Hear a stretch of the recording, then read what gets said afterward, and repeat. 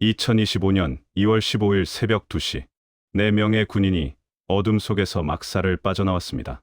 앞장선 사람은 특수부대 소대장 김철수, 뒤따르는 3명은 그의 부하들이었습니다. 국경까지 5km, 주어진 시간은 단 12분. 그 12분을 놓치면 총살입니다. 얼어붙은 두만강 위를 달리는데 뒤에서 총소리가 울렸습니다. 뛰어. 지금 아니면 끝이야. 과연 이들은 살아남을 수 있었을까요? 함께 그 긴박했던 순간을 들어보시겠습니다. 이 영상이 도움이 되셨다면 구독과 좋아요 부탁드립니다. 여러분의 한 번의 클릭이 숨겨진 북한의 진실을 세상에 알리는 힘이 됩니다. 새벽 5시, 영하의 차가운 바람이 얼굴을 때립니다. 하지만 저는 눈 하나 깜짝하지 않았습니다. 특수부대 대위 김철수. 그게 제 이름이었고 제 자부심이었습니다. 우리는 공화국의 칼날이다. 100명의 부대원이 일제히 구호를 외칩니다. 저는 그 선두에 서서 누구보다 크게 외쳤습니다. 그때까지 저는 이 말을 진심으로 믿었습니다. 평양 출신이라는 것, 그것만으로도 북에서는 특권이었습니다. 아버지는 군 대령 출신이셨고 덕분에 저는 어린 시절 남들보다 나은 생활을 했습니다. 쌀밥을 먹을 수 있었고 학교도 평양 시내 좋은 곳으로 다녔습니다. 15살 때였습니다. 학교에서 체력 검사가 있었는데 제가 1등을 했습니다. 일주일 후 당에서 사람이 왔습니다. 동무는 선택받았소. 공화국 최정예 특수부대로 가게 될 것이오. 어머니는 우셨습니다. 기쁜 눈물인지 슬픈 눈물인지 저는 알 수 없었습니다. 아버지는 제 어깨를 두드리며 말씀하셨죠. 아버지가 평생 나라를 위해 일했는데 이제 내가 그 뒤를 잇는구나. 저는 가슴이 벅찼습니다. 자랑스러웠습니다. 19살 여동생은 제 군복깃을 매만지며 말했습니다. 오빠, 멋있어. 우리 오빠가 특수부대라니. 그렇게 저는 20년을 군인으로 살았습니다. 훈련은 매일같이 지옥이었지만 저는 견뎌냈습니다. 아니, 즐겼다고 해야 할까요? 나는 특별하다. 나는 선택받은 사람이다. 그렇게 스스로를 다독였습니다. 2024년 가을, 저는 벌써 대위였습니다. 30명의 부하를 거느린 소대장. 제 인생에서 가장 당당했던 시절이었습니다. 하지만 그때 작은 균열이 생기기 시작했습니다. 오늘 아침 배급 나왔습니다. 취사병이 큰 솥을 들고 옵니다. 뚜껑을 여는 순간 김이 모락모락 올라옵니다. 하지만 그 안에 든 것은 쌀이 아니었습니다. 옥수수였습니다. 또 옥수수인가? 옆에 선 부하가 중얼거립니다. 저는 그를 노려봤습니다. 뭐라고 했나? 아닙니다.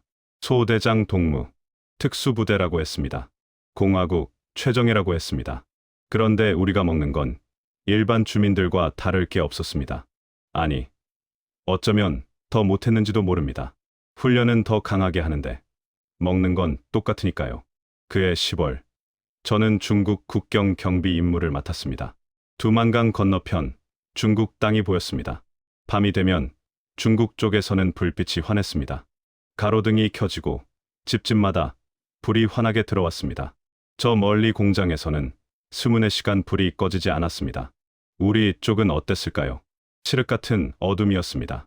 가로등은커녕 집에 전기가 들어오는 시간도 하루 2시간이 고작이었습니다. 저는 망원경으로 중국 땅을 바라봤습니다. 왜 저렇게 환할까? 그 생각이 머릿속을 떠나지 않았습니다. 11월 어느 날 어머니에게서 몰래 전화가 왔습니다. 북에서는 휴대폰이 통제되지만 밀수로 들어온 중국 휴대폰을 쓰는 사람들이 있었습니다. 어머니도 그중 한 분이셨습니다. 철수야. 어머니 목소리가 떨렸습니다. 왜요, 어머니? 무슨 일 있어요? 요즘 장마당에 쌀이 없다. 쌀값이 너무 올라서 어머니가 옥수수로 밥을 해먹는단다. 가슴이 철렁 내려앉았습니다. 어머니, 제가 월급 보낼게요. 아니다. 아니야. 내 월급으로 내가 먹어야지. 어머니는 괜찮아. 전화를 끊고 나서 저는 한참을 멍하니 있었습니다.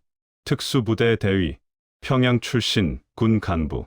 그런 제가 어머니 한 분 제대로 먹여 살리지 못하고 있었습니다. 이게 맞는 건가? 그날 밤 저는 처음으로 그런 생각을 했습니다. 훈련장으로 돌아왔을 때 후임 하나가 제게 다가왔습니다. 소대장 동무, 저 집에서 편지 왔습니다. 편지를 읽더니 그 후임의 얼굴이 굳어졌습니다. 무슨 일인가? 어머니가 많이 편찮으시답니다. 약을 구할 수가 없대요. 저는 아무 말도 해줄 수 없었습니다. 약? 저도 구할 수 없었습니다. 특수부대 군의관조차 제대로 된 약이 없는 게 우리 현실이었습니다. 그날 저녁, 부대 식당에서 저녁을 먹었습니다. 역시나 옥수수밥이었습니다. 국은 거의 물이나 다름없었습니다. 김치 한 조각이 전부였습니다. 옆에 앉은 부하가 말했습니다. 소대장 동무, 우리가 정말 최정에 맞습니까? 당연하지. 우리는 특수부대다. 그런데 왜 이렇게 배고플까요? 저는 대답할 수 없었습니다.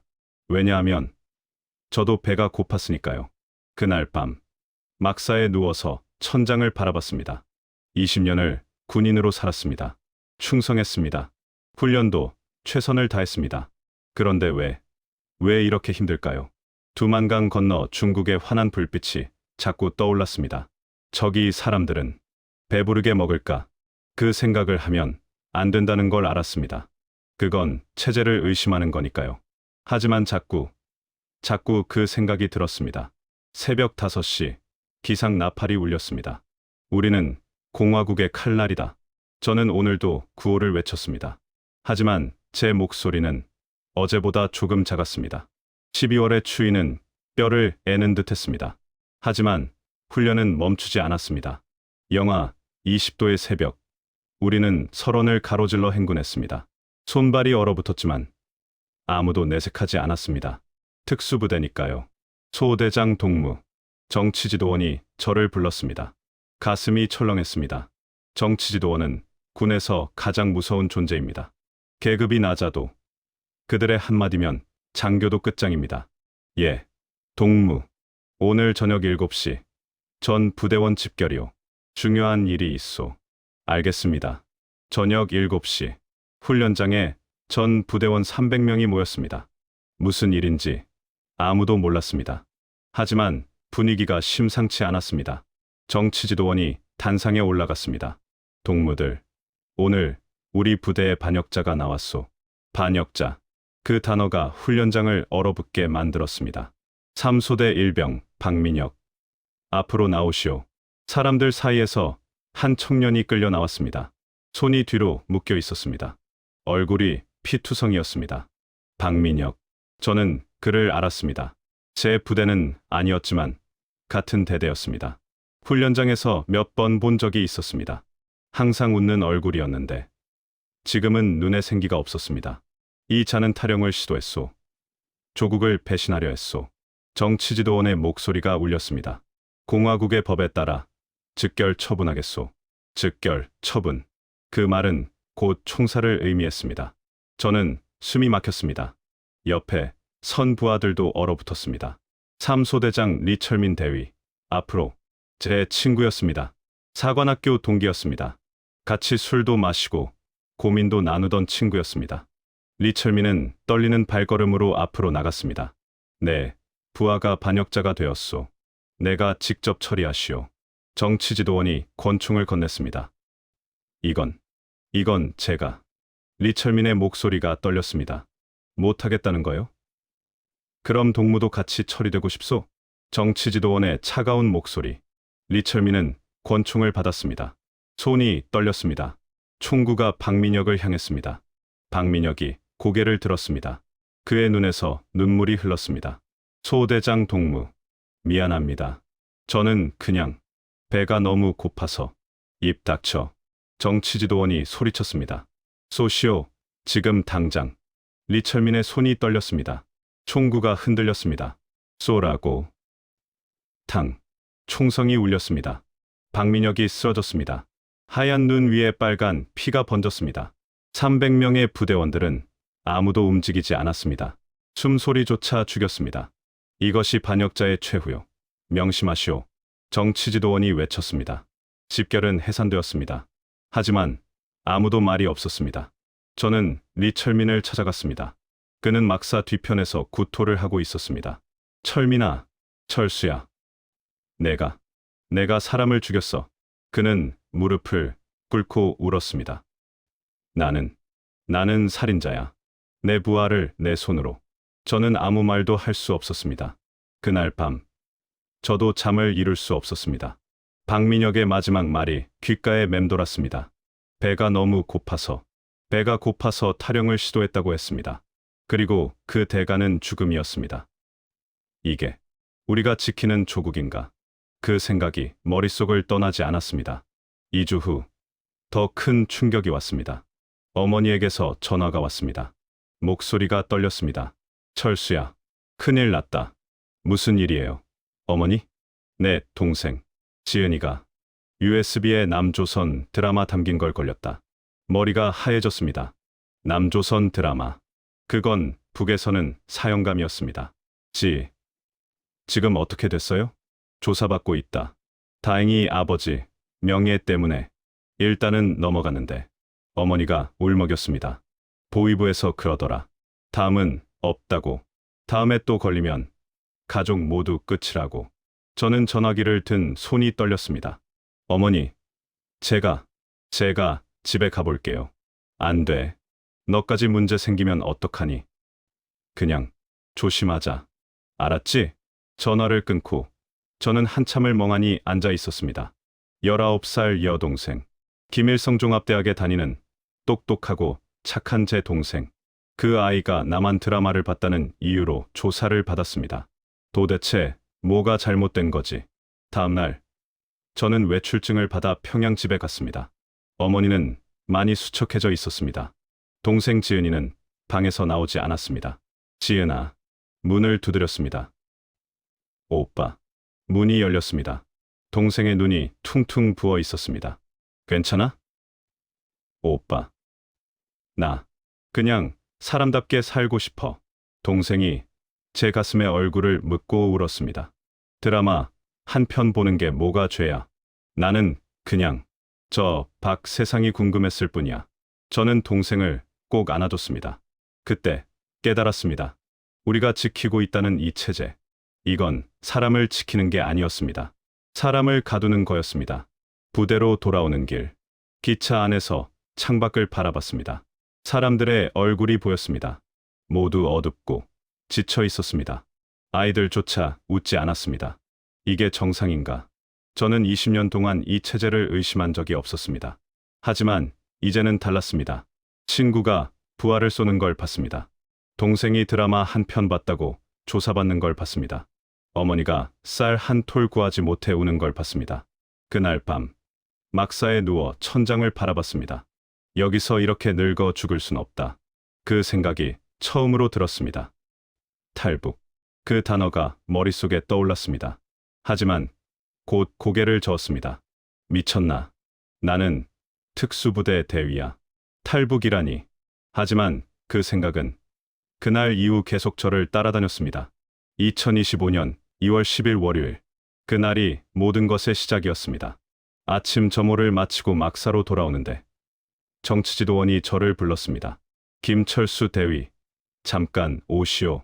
가슴이 철렁했습니다. 정치지도원이 부르는 건 절대 좋은 일이 아니니까요. 예, 동무. 자네 동생 말이오. 김지은. 온몸이 얼어붙었습니다.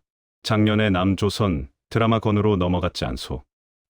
예, 그렇습니다. 또 걸렸소. 머릿속이 하얘졌습니다. 이번엔 USB만이 아니오. 남조선 노래까지 불렀다고 하더군. 대학 기숙사에서. 그게 보위부에서 재조사 들어갔소. 이번엔 아버지 명예로도 안 될 거요. 정치지도원이 차갑게 말했습니다. 연좌제는 피할 수 없을 것이오. 각오하시오. 연좌제. 그 말은 곧 가족 전체가 끝난다는 뜻이었습니다. 막사로 돌아왔지만 아무것도 할 수 없었습니다. 손이 떨렸습니다. 어머니께 전화했습니다. 철수야. 어머니, 목소리가 떨렸습니다. 어머니도 아시죠?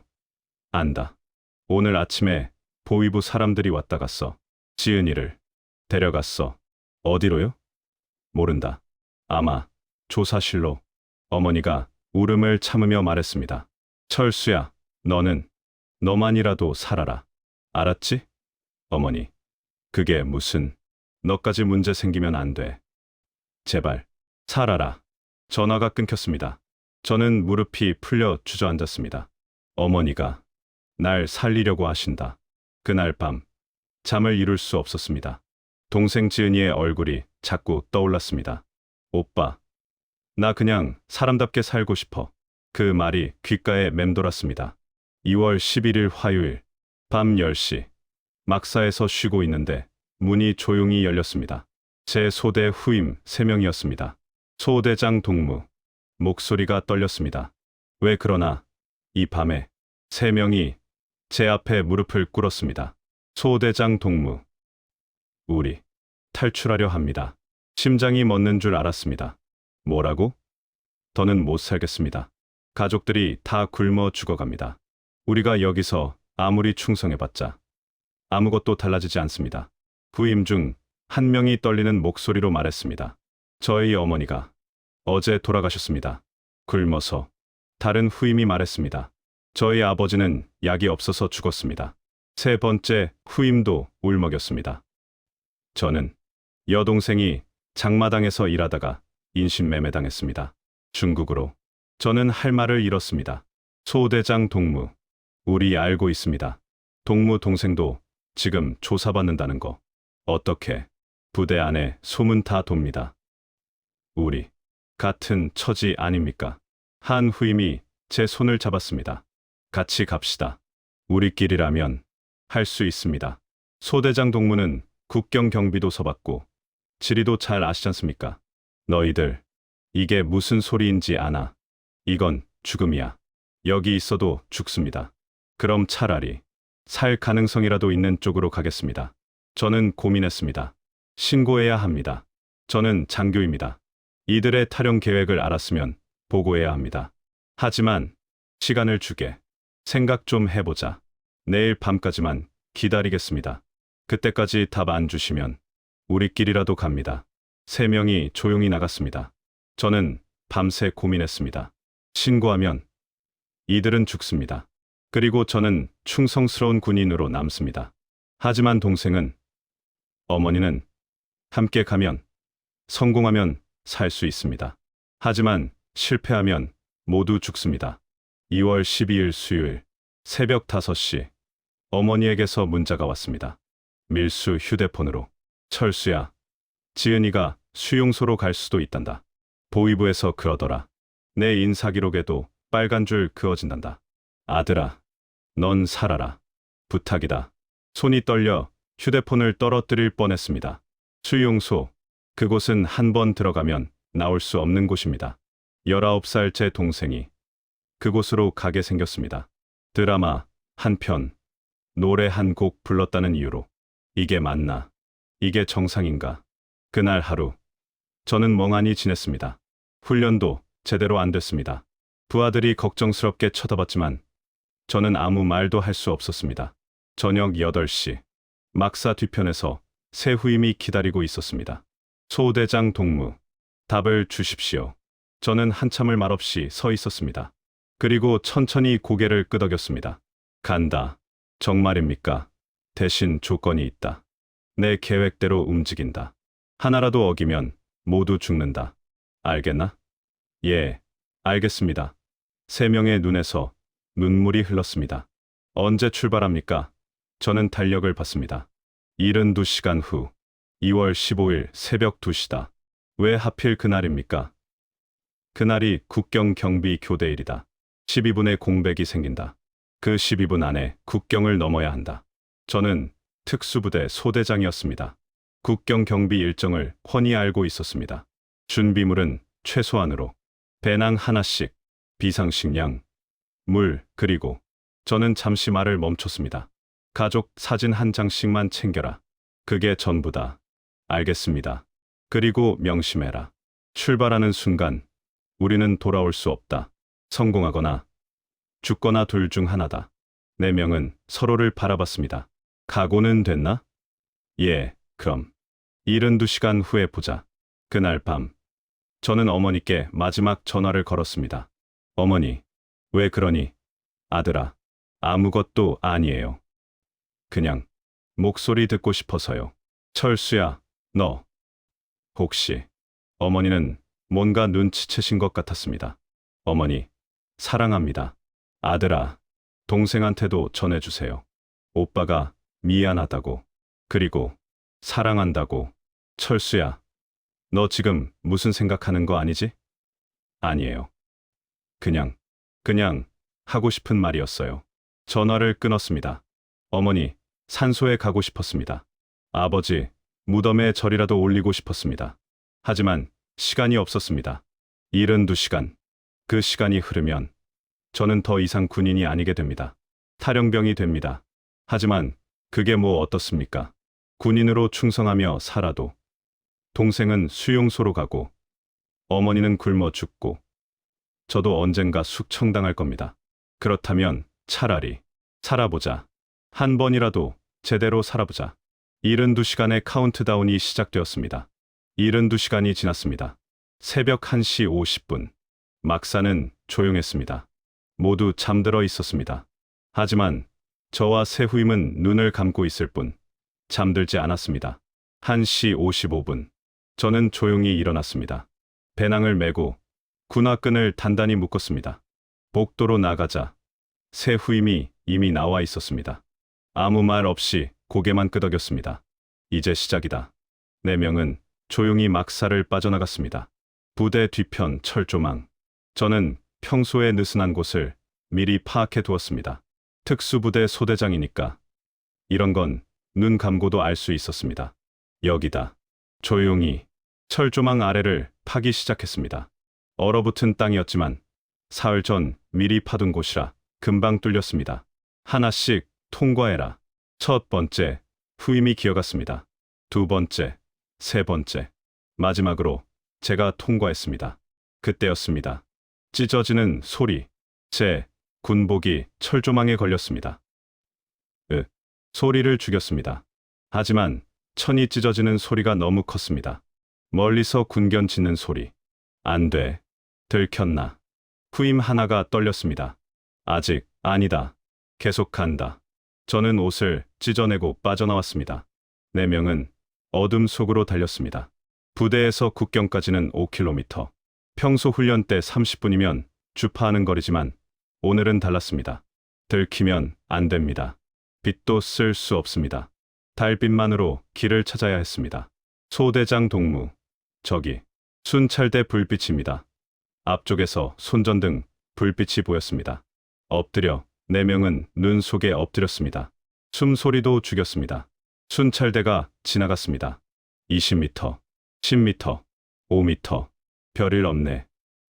가자. 순찰대가 멀어졌습니다. 숨을 내쉬었습니다. 계속 간다. 2시간을 달렸습니다. 드디어 두만강이 보였습니다. 강 건너편 중국 땅의 불빛이 희미하게 보였습니다. 저게 중국입니까? 그래, 저기만 건너가면 된다. 하지만 문제가 있었습니다. 2월의 두만강. 얼음은 녹기 시작했습니다. 완전히 얼어있지도 완전히 녹지도 않은 상태. 가장 위험한 때였습니다. 소대장 동무. 저거 건널 수 있습니까? 건너야 한다. 저는 시계를 봤습니다. 새벽 4시 10분. 경비 교대까지 5분 남았습니다. 지금부터 12분이다. 12분 안에 저 강을 건너야 한다. 못 건너면 우린 모두 죽는다. 알겠습니다. 4시 15분. 경비병들이 교대하는 소리가 들렸습니다. 지금이다. 뛰어. 4명은 강으로 뛰어들었습니다. 얼음 위를 달렸습니다. 드득. 얼음에 금이 가는 소리. 조심해. 한 후임이 밑가뒀습니다. 콰지직 얼음이 깨졌습니다. 으악. 후임이 물에 빠졌습니다. 잡아. 저는 뛰어가 후임의 손을 잡았습니다. 영하의 물. 손이 얼어붙는 것 같았습니다. 끌어올려 다른 후임들이 도왔습니다. 간신히 끌어올렸습니다. 하지만 10초를 지체했습니다. 계속 뛴다.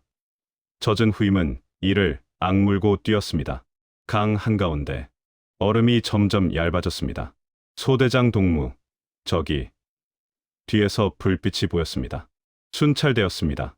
저기. 누구냐? 들켰습니다. 뛰어. 지금 아니면 끝이야. 탕 총소리가 울렸습니다. 경고 사격이었습니다. 엎드려. 안 돼. 계속 뛴다. 저기가 중국이야. 얼음 위를 미끄러지듯 달렸습니다. 탕 총알이 얼음을 맞췄습니다. 얼음 파편이 튀었습니다. 거의 다 왔다. 조금만. 중국 땅까지 10m, 5m. 뛰어넘어. 4명은 마지막 힘을 다해 뛰었습니다. 그리고 중국 땅에 발을 디뎠습니다. 핵. 숨이 턱까지 찼습니다. 뒤돌아보니 북한 경비병들이 강 반대편에서 총을 겨누고 있었습니다. 하지만 중국 땅까지는 쫓아올 수 없었습니다. 우리 해냈습니다. 해냈어요. 후임 하나가 울먹였습니다. 저는 무릎을 꿇었습니다. 20년을 입었던 군복. 이제 이건 그냥 천조각일 뿐입니다. 저는 더 이상 군인이 아니었습니다. 탈영병이 되었습니다. 하지만 살았습니다. 소대장 동무. 아니, 형님. 후임이 제 어깨를 잡았습니다. 우린 살았습니다. 저는 고개를 끄덕였습니다. 하지만 기쁨도 잠시. 물에 빠졌던 후임이 쓰러졌습니다. 야, 정신 차려. 온몸이 얼어붙어 있었습니다. 옷이 얼음이 되어버렸습니다. 이러다 얼어 죽겠어. 빨리 움직여야 해. 하지만 어디로 가야 할까요? 중국 땅. 하지만 여기도 안전하지 않습니다. 중국 공안에 잡히면 다시 북송됩니다. 일단 저 산으로 가자. 해 뜨기 전에 숨어야 해. 4명은 비틀거리며 산으로 올라갔습니다. 뒤돌아보니 북한 땅이 보였습니다. 어머니, 동생, 친구들 모두 저 너머에 있습니다. 어머니, 미안합니다. 하지만 저는 살고 싶었습니다. 눈물이 흘렀습니다. 하지만 닦아낼 겨를도 없었습니다. 지금부터가 진짜였으니까요. 중국 땅에 발을 디딘 지 3시간. 우리는 산속 빈 헛간을 찾았습니다. 여기서 쉬자. 4명 모두 쓰러지듯 주저앉았습니다. 물에 빠졌던 후임. 민수는 온몸이 떨렸습니다. 형님, 춥습니다. 옷을 벗어. 젖은 옷 입고 있으면 죽어. 옷을 벗겼습니다. 하지만 갈아입을 옷이 없었습니다. 내 옷 입어. 저는 제 겉옷을 벗어 민수에게 입혔습니다. 형님은요? 난 괜찮아. 넌 물에 빠졌잖아. 사실 저도 추웠습니다. 2월의 중국은 북한만큼이나 추웠습니다. 하지만 참아야 했습니다. 일단 해 뜰 때까지 여기 있는다. 낮에는 절대 움직이지 마라. 들키면 끝이야. 알겠습니다. 배낭을 열었습니다. 옥수수 몇 개와 물이 전부였습니다. 하나씩만 먹어라. 언제까지 버텨야 할지 모른다. 옥수수를 씹었습니다. 딱딱하고 차가웠습니다. 하지만 그게 우리가 가진 전부였습니다. 첫날은 그렇게 헛간에서 버텼습니다. 민수의 상태가 점점 안 좋아졌습니다. 열이 올랐습니다. 컥, 기침이 심해졌습니다. 병원에 가야 하는 거 아닙니까? 다른 후임이 물었습니다. 안 돼. 병원 가면 신분증 확인해. 그럼 우린 끝이야. 하지만 이러다간 참아야 해. 조금만 참아. 민수는 이를 악물었습니다.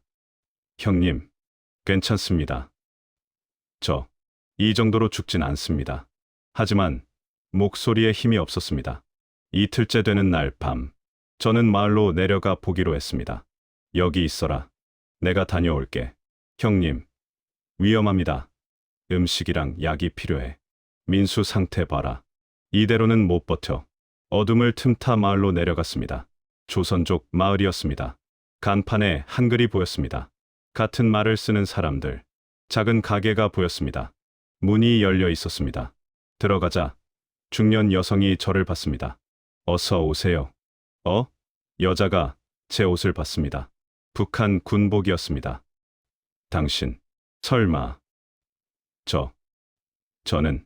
여자가 황급히 문을 닫았습니다. 탈북자지. 저는 고개를 끄덕였습니다. 몇 명이에요? 넷입니다. 미쳤어. 이 동네 요즘 공안 단속 심한데. 죄송합니다. 하지만 친구가 아파서. 약 좀. 여자가 한숨을 쉬었습니다. 잠깐만 기다려요. 여자는 안으로 들어가더니 약과 빵 몇 개를 들고 나왔습니다. 감기약이에요. 이거 먹이고 빨리 여길 떠나요. 감사합니다. 얼마 됐어요. 그냥 가져가요. 대신 빨리 떠나요. 이 동네 위험해요. 정말 감사합니다. 우리도 같은 핏줄 아니에요. 그냥 살아요. 꼭. 여자의 눈에 눈물이 고였습니다. 헛간으로 돌아와 민수에게 약을 먹였습니다. 형님, 고맙습니다. 쉬어. 내일부터 움직여야 해. 나흘째 되는 날, 조선족 여자가 알려준 전화번호로 전화를 걸었습니다. 여보세요.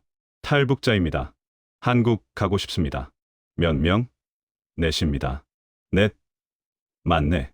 돈은? 없습니다. 그럼 못 가. 한국 가서 갚겠습니다. 제발. 잠시 침묵. 한 명당 2천만 원. 내시면 8천만 원. 한국 가서 10년 안에 갚아야 해. 알겠습니다. 내일 밤 9시. 마을 버스 정류장. 거기서 만나자. 전화가 끊겼습니다. 형님, 믿을 수 있습니까? 모르겠다. 하지만 다른 방법이 없어. 다음 날 밤, 4명은 정류장에서 기다렸습니다. 낡은 트럭 한 대가 왔습니다. 탈북자들, 예. 타, 트럭, 짐칸에 탔습니다. 안에는 이미 사람들이 있었습니다. 다른 탈북자들이었습니다. 여자, 아이들도 있었습니다. 어디로 가는 겁니까? 몰라도 돼. 그냥 조용히 있어. 트럭이 출발했습니다. 트럭이 달린 지 5시간. 갑자기 멈췄습니다. 왜 서요?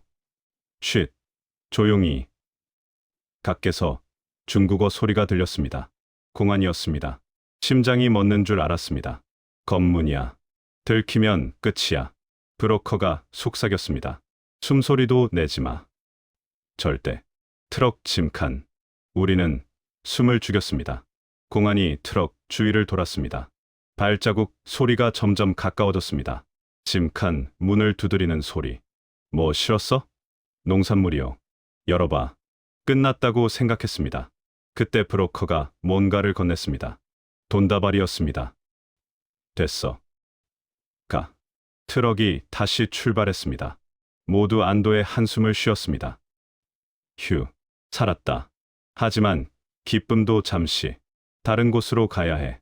여긴 이제 위험해. 그날부터 우리는 계속 이동했습니다. 트럭, 도보, 오토바이, 다시 도보.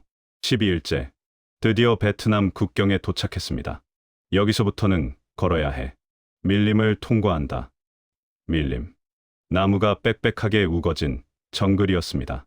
48시간 안에 베트남 땅에 도착해야 해. 늦으면 국경 순찰대한테 걸려. 민수는 여전히 기침을 했습니다. 폐렴 증상이었습니다.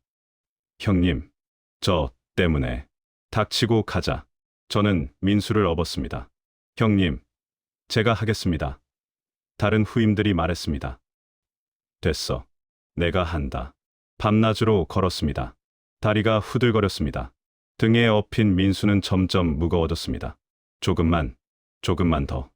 48시간 후, 드디어 베트남 땅이 보였습니다. 저기다. 저기, 마지막 힘을 짠해 달렸습니다. 베트남 국경. 우리, 해냈습니다. 4명은 그 자리에 주저앉았습니다. 민수를 내려놓았습니다. 민수야, 다 왔다. 이제 괜찮아. 민수는 눈물을 흘렸습니다. 형님, 고맙습니다. 진짜. 우리 모두 고생했어. 2주간의 지옥. 하지만 우리는 살아남았습니다. 이제 한국만 가면 됩니다. 여기서 조금만 더 가면 한국 대사관이 있어. 거기 가면 끝이야. 정말. 끝입니까? 그래. 이제 진짜 자유야. 하지만 그 말을 하면서도 저는 확신할 수 없었습니다. 진짜 자유란 게 뭘까요? 우리는 곧 알게 될 것입니다. 베트남 한국 대사관. 그 건물을 처음 봤을 때 눈물이 났습니다. 태극기가 펄럭이고 있었습니다. 저게 우리나라 국기입니까? 민수가 물었습니다. 그래. 저게 대한민국 국기야. 20년을 북에서 살며 인공기만 봤습니다. 하지만 이제는 다릅니다. 저 깃발 아래로 가면 우리는 대한민국 사람이 되는 겁니다. 들어가자. 대사관 문을 열었습니다. 경비원이 저희를 봤습니다. 무슨 일이십니까? 저희 탈북자입니다. 한국 가고 싶습니다. 경비원의 표정이 굳어졌습니다. 잠깐만 기다리세요. 10분 후 대사관 직원이 나왔습니다. 몇 분이세요? 넷입니다. 신분을 확인할 수 있는 게 있나요? 없습니다. 하지만 저는 평양 출신이고 특수부대 대위였습니다. 직원이 놀란 표정을 지었습니다. 특수부대요? 예. 11군단 특수부대 소대장 김철수입니다. 일단 안으로 들어오세요. 3일간의 대기 대사관 안. 작은 방에 4명이 들어갔습니다. 침대가 있었습니다. 깨끗한 이불도 있었습니다. 형님, 이거 진짜 우리가 써도 됩니까? 그럼 여기는 대한민국 땅이야. 민수가 침대에 누웠습니다. 푹신합니다. 20년 만에 누워보는 제대로 된 침대였습니다. 다음 날 대사관 직원이 옷을 가져왔습니다. 갈아입으세요. 북한 옷은 버리셔야 합니다. 군복을 벗었습니다. 20년을 입었던 옷. 하지만 이제 이건 필요 없습니다. 새 옷을 입었습니다. 청바지와 티셔츠. 거울을 봤습니다. 이게 나인가? 낯설었습니다. 하지만 동시에 자유로웠습니다. 사흘 동안 신분 확인을 받았습니다. 북한에서 무슨 일을 했나요? 특수부대 소대장이었습니다. 왜 탈북했나요? 동생이 남한 드라마 봤다고 수용소로 갈 뻔했습니다. 그리고 더는 그곳에서 살 수 없었습니다. 가족은 어머니와 여동생이 북에 있습니다. 담당자가 고개를 끄덕였습니다. 확인됐습니다. 항공편 준비하겠습니다. 남한행 비행기 2025년 4월 5일. 드디어 비행기를 타는 날이었습니다. 공항으로 가는 차 안. 창밖을 바라봤습니다. 베트남 거리. 오토바이가 수없이 지나갑니다. 사람들이 웃고 있습니다. 가게마다 물건이 넘쳐납니다. 형님, 여기도 사회주의 아닙니까? 그런데 왜 이렇게 다를까요? 글쎄, 나도 모르겠다. 북에서 배운 건 남조선과 자본주의는 지옥이라는 것이었습니다. 하지만 지금 보니 지옥은 어디였을까요? 공항에 도착했습니다. 저게 비행기입니까? 거대한 은색 기계. 평생 하늘에서만 봤던 그것이 지금 눈앞에 있습니다. 타세요. 인천까지 5시간 걸립니다. 비행기 안으로 들어갔습니다. 부드러운 좌석, 깨끗한 창문. 손님, 음료 드릴까요? 승무원이 웃으며 물었습니다. 예. 물 주세요. 따뜻한 물을 받았습니다. 플라스틱 컵이 아니라 제대로 된 컵이었습니다. 물을 마셨습니다. 물도 이렇게 깨끗할 수가. 이륙하는 순간 비행기가 떨렸습니다. 형님, 떨어지는 거 아닙니까? 민수가 소리쳤습니다. 괜찮아. 이게 정상이야. 창밖을 봤습니다. 땅이 점점 멀어집니다. 구름 속으로 들어갑니다. 우리가 하늘을 날고 있습니다. 눈물이 났습니다. 이게 꿈인가 싶었습니다. 한 달 전만 해도 저는 북한 특수부대 대위였습니다. 두만강을 건너고 밀림을 걸어왔습니다. 그리고 지금 하늘을 날고 있습니다. 옆자리 후임이 조용히 울고 있었습니다. 야, 울지 마. 형님, 저 이게 꿈만 같아요. 진짜 한국 가는 게 맞아요? 그래, 우린 가고 있어. 집으로. 하지만 집이라는 단어가 낯설었습니다. 북한은 이제 집이 아닙니다. 한국은 아직 본 적도 없습니다. 그럼 우리의 집은 어디일까요? 5시간 후, 승객 여러분, 곧 인천국제공항에 착륙하겠습니다. 한국어 안내방송, 북한 말투와는 달랐습니다. 부드럽고 정확했습니다. 형님, 저기, 창밖을 봤습니다. 불빛들, 수많은 불빛들이 반짝이고 있었습니다.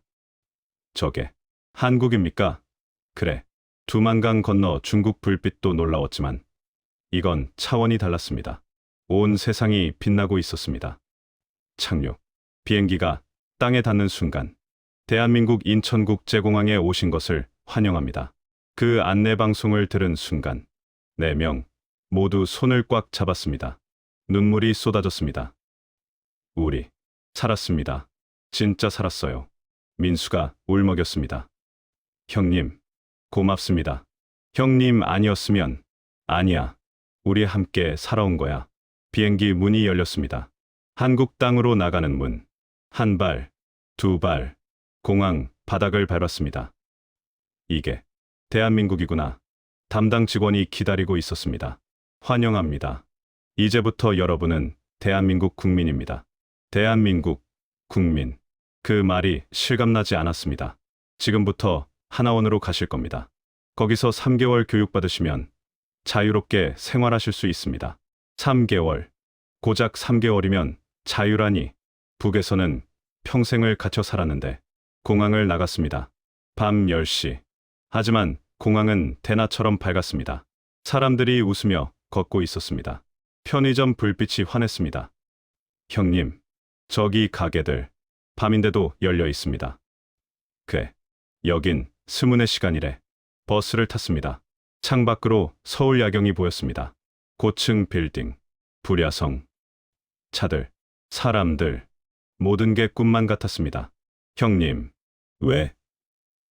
우리 정말 여기서 살 수 있을까요? 저도 확신할 수 없었습니다. 하지만 한 가지는 확실했습니다. 살아야지. 여기까지 왔는데. 네 명은 서로를 바라봤습니다. 두만강의 총소리, 밀림의 밤, 그 모든 것을 함께 견뎌냈습니다. 이제 새로운 시작입니다. 3개월이 지났습니다. 하나원에서의 교육이 끝났습니다. 한국 사회 적응 교육, 컴퓨터 사용법, 취업 준비. 머리가 터질 것 같았지만 견뎠습니다. 그리고 드디어 수료식 날. 축하드립니다. 이제 여러분은 자유롭게 생활하실 수 있습니다. 자유. 그 단어가 아직도 낯설었습니다. 수료식이 끝나고 핸드폰이 울렸습니다. 제 인생 첫 핸드폰.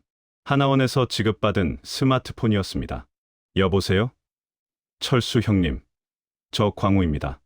광우. 3년 전에 먼저 탈북한 같은 부대 전우였습니다. 광우야. 형님. 오늘 하나원 수료했다며? 축하해. 고맙다. 형님. 오늘 시간 돼? 내가 형님 데리러 갈게. 같이 밥 먹자. 그래, 좋아. 1시간 후, 광우가 차를 몰고 왔습니다. 형님, 오랜만이야. 그래, 잘 지냈나? 그럼, 형님도 이제 한국 생활 시작이네. 차에 탔습니다. 창밖으로 서울 거리가 보였습니다. 6월의 서울. 사람들이 반팔을 입고 걷습니다. 아이스크림을 먹습니다. 웃고 떠듭니다. 형님, 오늘 고기 먹으러 가자.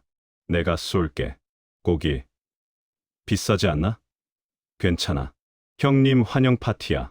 30분 후, 고깃집 앞에 도착했습니다. 간판에 무한리필 삼겹살이라고 적혀 있었습니다. 무한리필이 뭐야? 아, 형님 아직 모르지? 무한리필이란 게 돈 한 번 내면 고기를 계속 시켜 먹을 수 있어. 뭐? 진짜야. 배 터지게 먹을 수 있어. 믿기지 않았습니다. 거짓말이지? 아니야. 들어가 보면 알아. 고깃집 문을 열었습니다. 어서 오세요. 밝은 목소리. 안은 환했습니다. 에어컨이 시원하게 돌아갔습니다. 자리에 앉았습니다. 메뉴판을 봤습니다.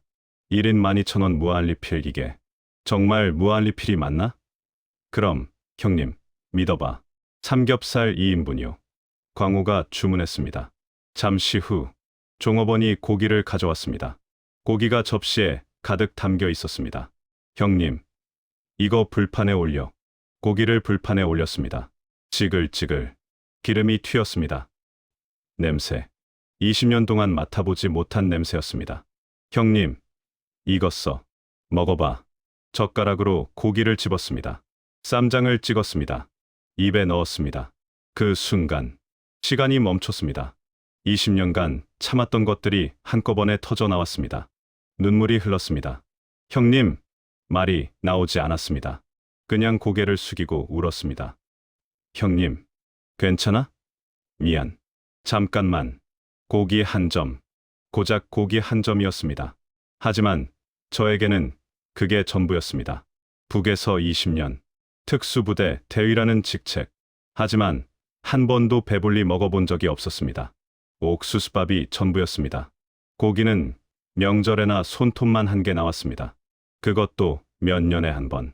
그런데 지금 제 앞에 고기가 접시에 가득 담겨 있습니다.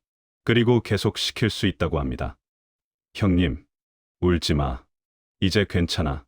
광호도 눈시울이 붉어졌습니다. 광호야. 응. 이게 진짜 세상이었구나. 그래, 형님. 이게 사람 사는 세상이야. 눈물을 닦고 고기를 먹었습니다. 한 점, 두 점. 계속 먹었습니다. 더 시켜도 돼. 당연하지. 삼겹살 추가요. 목살도요. 항정살도요. 고기가 계속 나왔습니다. 정말로 계속 나왔습니다. 형님, 밥도 먹어. 공깃밥도 무한 리필이야. 밥도? 공깃밥을 먹었습니다. 하얀 쌀밥, 김치와 함께 된장찌개도 나왔습니다. 20년 만에 먹는 제대로 된 밥상이었습니다. 맛있어. 그치? 한국 음식 맛있지? 밥을 한 공기 먹었습니다. 밥 더 주세요. 두 공기. 세 공기. 배가 불렀습니다. 평생 이렇게 배부른 적이 없었습니다. 형님, 배불러? 응. 너무 먹은 것 같아. 괜찮아. 오늘은 실컷 먹어. 그때 후임들한테서 전화가 왔습니다. 형님, 저희도 고기 먹고 있어요. 민수였습니다. 너희도? 예. 하나원 동기들이랑요. 형님, 이거 진짜예요? 무한리필이 진짜예요. 그래, 진짜야. 형님, 우리 진짜 잘 온 것 같아요. 전화를 끊고 또 눈물이 났습니다. 광호가 소주를 따라줬습니다. 형님, 한 잔에 소주잔을 받았습니다. 형님, 고생 많았어. 정말. 너도. 잔을 부딪혔습니다. 소주를 마셨습니다. 목이 화끈거렸습니다. 형님, 앞으로 어떻게 할 거야? 글쎄, 일단 일자리부터 구해야지. 돈도 벌어야 하고. 힘들 거야. 처음엔. 알아. 하지만 괜찮아. 왜? 여기서는 배고프지 않으니까. 광호가 웃었습니다. 맞아. 그게 제일 중요하지. 고기를 더 먹었습니다. 이제는 울지 않았습니다. 그냥 감사했습니다. 어머니, 저 지금 고기 먹고 있어요. 동생아, 언젠가 너도 이렇게 먹을 수 있으면 좋겠다. 마음속으로 기도했습니다. 1시간 후 식사를 마치고 나왔습니다. 배가 불렀습니다. 너무 불러서 걷기도 힘들었습니다. 하지만 행복했습니다. 형님, 저기 편의점 가자. 음료수 사줄게. 편의점. 스문의 시간 환한 불빛. 안으로 들어갔습니다. 냉장고가 가득했습니다. 음료수, 우유, 요구르트, 아이스크림.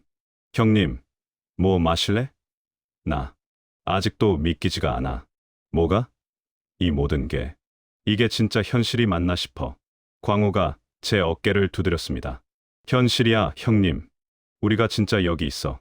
살아 있어. 그날 밤, 하나원에서 제공받은 임시 숙소로 돌아왔습니다. 침대에 누웠습니다.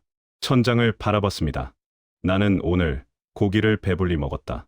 그 생각만으로도 눈물이 났습니다. 35년 인생에서 가장 행복한 날이었습니다. 고작 고깃집 한 번 갔을 뿐인데. 하지만 그게 저에게는 전부였습니다. 자유란 게 이런 걸까요? 배불리 먹을 수 있는 것, 두려움 없이 잘 수 있는 것. 그게 자유라면 저는 지금 자유입니다. 2025년 12월. 벌써 한국에 온 지 9개월이 되었습니다. 경기도 어느 공장. 저는 지금 설비 기사로 일하고 있습니다. 아침 7시 출근. 철수 씨, 오늘도 일찍 왔네요. 안녕하세요, 과장님. 어제 말한 기계 점검 좀 부탁해요. 알겠습니다. 작업복을 입고 공장으로 들어갔습니다. 기계 소리가 울립니다. 시끄럽지만 좋습니다. 이 소리가 제가 일하고 있다는 증거니까요. 점심시간. 구내 식당으로 갔습니다. 오늘 메뉴가 뭐야? 제육볶음이래. 밥을 받았습니다. 하얀 쌀밥에 제육볶음, 김치, 국, 반찬이 가득합니다. 철수 씨, 같이 앉아요. 동료들과 함께 밥을 먹었습니다. 철수 씨, 주말에 뭐 해요? 글쎄요. 그냥 쉬려고요. 우리 회식 가는데 같이 갈래요? 회식이요? 응. 고기 먹으러 가요. 고기요? 왜요? 싫어요. 아니요. 좋아요.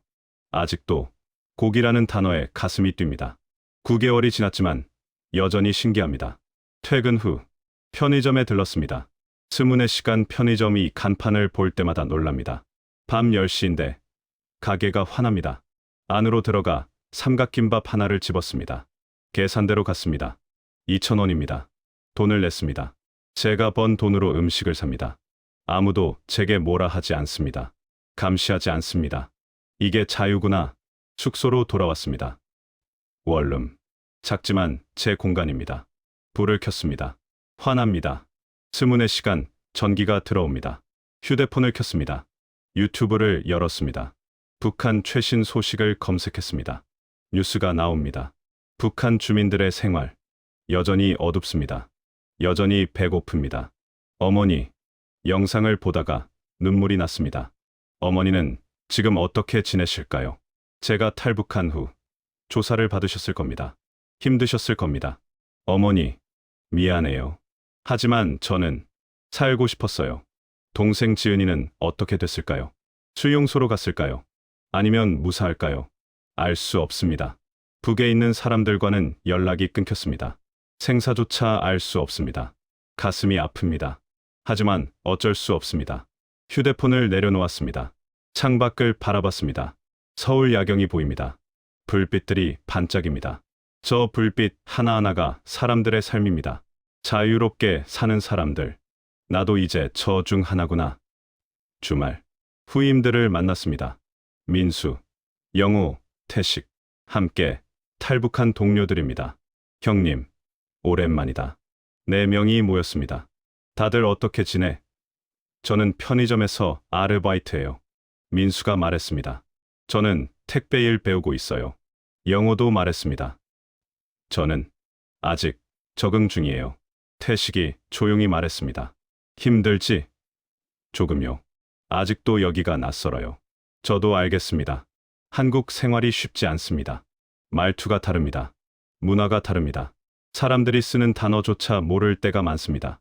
하지만 괜찮아. 시간이 지나면 익숙해질 거야. 형님은 적응됐어요? 아직도 가끔은 꿈 같아. 아침에 일어나면 여기가 어딘가 싶을 때도 있어. 저도요. 근데 한 가지는 확실해. 뭔데요? 우린 더 이상 배고프지 않아. 그리고 두렵지 않아. 4명은 고개를 끄덕였습니다. 형님, 이번 주도 고기 먹으러 갈까요? 민수가 웃으며 물었습니다. 그래, 가자. 고깃집. 이제는 익숙해졌습니다. 하지만 여전히 감사합니다. 고기를 먹을 때마다 생각합니다. 이게 자유구나. 겨울이 왔습니다. 첫눈이 내렸습니다. 창밖을 바라봤습니다. 하얀 눈이 내립니다. 북에서도 눈이 내릴 겁니다. 어머니는 추우실 겁니다. 동생은 어디 있을까요? 언젠가는 다시 만날 수 있겠죠. 통일. 그 단어를 생각합니다. 제가 살아있을 때 통일이 될까요? 모르겠습니다. 하지만 희망은 있습니다. 제가 여기 있다는 것. 그것 자체가 희망입니다. 언젠가 동생도 여기 올 수 있을 겁니다. 어머니도 만날 수 있을 겁니다. 그날이 오면 같이 고기 먹으러 가고 싶습니다. 어머니, 이게 나만이에요. 이게 자유예요. 그렇게 말하고 싶습니다. 2025년 12월 27일. 오늘도 출근합니다. 평범한 하루입니다. 기계를 점검하고 밥을 먹고 퇴근합니다. 너무나 평범합니다.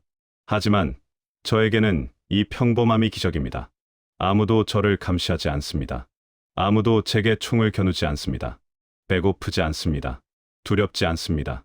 이게 자유입니다. 2025년 3월 15일. 제가 군인이기를 포기한 날. 하지만 인간이 된 날. 저는 전투에서 진 적이 없습니다. 20년간 특수부대어 군인으로 살았습니다. 하지만 탈북. 그게 제 인생 최고의 승리였습니다. 지금도 가끔 꿈을 꿉니다. 다시 북으로 끌려가는 꿈. 총소리가 들리는 꿈. 잠에서 깨면 식은땀이 납니다. 하지만 주위를 둘러보면 따뜻한 방, 환한 불빛, 평화. 여기가 현실이구나. 안도합니다. 그리고 감사합니다. 살아있다는 것, 자유롭다는 것. 그게 얼마나 큰 축복인지 이제 압니다. 35살. 늦은 나이는 아닙니다. 제2의 인생을 시작하기에 아직 배울 게 많습니다. 적응해야 할 것도 많습니다. 하지만 괜찮습니다. 시간이 있으니까요. 자유가 있으니까요. 어머니, 동생, 언젠가 꼭 만나겠습니다. 그때까지 건강하게 살겠습니다. 여기서 뿌리 내리겠습니다. 그리고 통일이 되면 함께 평양거리를 걷겠습니다. 자유롭게. 그게 제 꿈입니다. 2025년, 제 새로운 시작의 해. 아직 끝나지 않았습니다. 앞으로도 계속될 겁니다. 하지만 이제는 두렵지 않습니다. 왜냐하면 저는 자유니까요.